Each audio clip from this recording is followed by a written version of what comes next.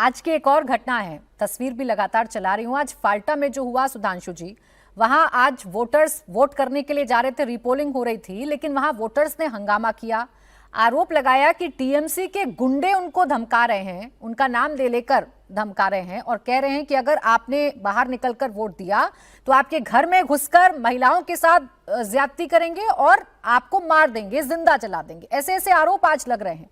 ये कितनी बड़ी चुनौती है पश्चिम बंगाल में अभी भी?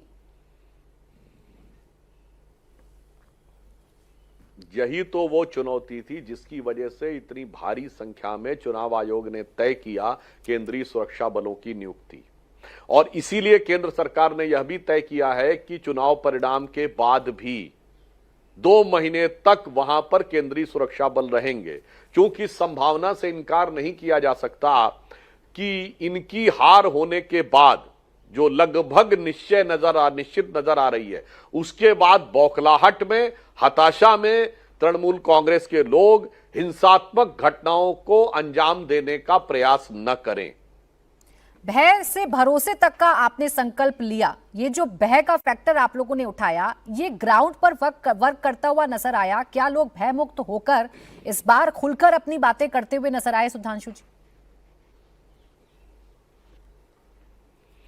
देखिए, मुझे ये लगता है कि जितने ऐतिहासिक रूप से, प्रचंड रूप से मतदान हुआ है, वो कहीं ना कहीं इस विचार से प्रेरित था जो हमने नारा दिया था कि पलटा नो दरकार चाई बीजेपी सरकार, यानी हम भय से भरोसे की तरफ ले जा रहे थे। वो भरोसा भारतीय जनता पार्टी में और प्रधानमंत्री मोदी जी की नीतियों में दिखाई पड़ा जनता को, ऐसा हमारा पूरा विश्वास है। और इसलिए हम लोग आश्वस्त हैं कि विक्ट्री हमारी होगी और उसके साथ लैंडस्लाइड विक्ट्री होगी और पश्चिम बंगाल में एक नए इतिहास का सृजन प्रारंभ होगा। लेकिन सुधांशु जी, एकमात्र ऐसी नेता हैं इंडिया अलायंस की ममता बनर्जी, जो आपके सामने दृढ़ता के साथ खड़ी रहती हैं, कोर्ट तक के चक्कर लगाती हैं। आज भी सुप्रीम कोर्ट से बेशक फटकार लगी, लेकिन कोर्ट तक गई और ये उन्होंने बताया कि जो केंद्रीय ऑब्जर्वर्स हैं उनकी तैनाती की गई है बदनीयती के साथ। अब राज्य सरकार के कर्मचारियों का क्या होगा?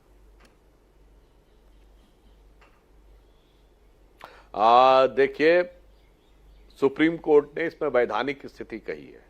केंद्र या राज्य किसी के भी अधिकारियों को चुना जा सकता है, तो उसने बिल्कुल कहा है कि साहब राज्य सरकार की या तृणमूल कांग्रेस की यह आपत्ति संविधान के अनुरूप नहीं। और दूसरी मैं बात कहना चाहता हूं, केंद्रीय सुरक्षा बलों की जब से तैनाती होनी शुरू हुई है, तब से इंडी गठबंधन को बहुमत मिलना खत्म हो गया है। आपके दर्शकों को न याद हो, मैं बताना चाहता हूं, 1996 का चुनाव पहला चुनाव था जब लोकसभा चुनाव में सब जगह केंद्रीय सुरक्षा बलों की तैनाती हुई। टीएन शेषन ने इस व्यवस्था की शुरुआत की थी। उसके पीछे तर्क क्या था? तर्क यह था कि राज्य पुलिस के जो अधिकारी होते हैं वो लोकल होते हैं, स्थानीय सरकार के दबाव में तो होते ही हैं, उनके स्थानीय भावनात्मक और जुड़ाव भी होता है, स्थानीय बहुत सारी चीजों के साथ संबंध भी होता है, स्थानीय नेताओं के साथ, स्थानीय लोगों के साथ, उस स्थान के साथ।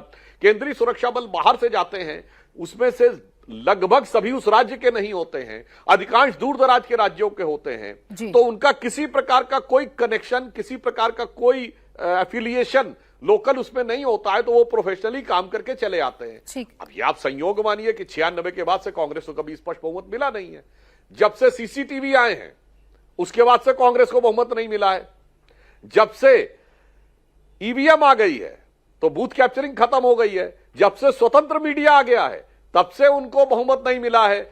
जब से इंडिपेंडेंट जुडिशरी हो गई है तब से बहुमत नहीं मिला है। और जब से साक्षरता दर 50% क्रॉस कर गई है तब से बहुमत नहीं मिला है। तो इनको समझना चाहिए कि इनके लिए चुनौती ये नहीं है कि क्या हो रहा है, इनके लिए चुनौती ये है कि इनकी हकीकत धीरे धीरे एक्सपोज होती जा रही है, जो व्यवस्था पारदर्शी होती है। सर, बंगाल की हकीकत तो 4 मई को ही सामने आएगी कि जनता ने आपको जनादेश दिया है या ममता बनर्जी को दिया है, तब तक तो इंतजार ही करना होगा।